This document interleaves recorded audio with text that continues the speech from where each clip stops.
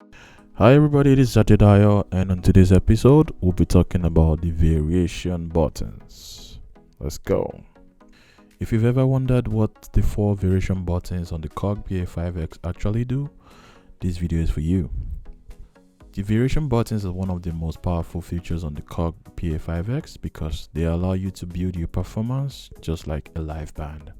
Instead of playing the same accompaniment from beginning to the end, you can gradually increase or decrease the energy of your song. Now let's take a look at each variation.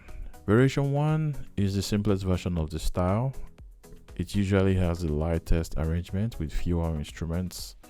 Variation 2 adds a little more energy and movement. You will often hear additional percussions, bass activities, or accompaniment parts. This works well when moving into a second verse or gently lifting the song.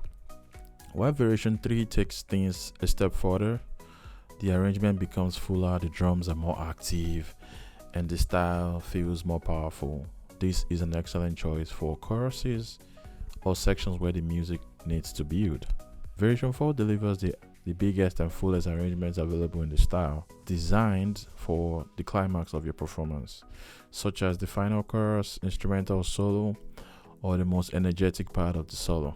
One common mistake beginners make is starting every song on variation 4.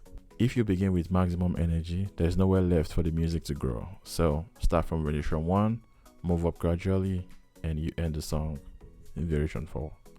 Alright, let me show you a quick example. Let's go.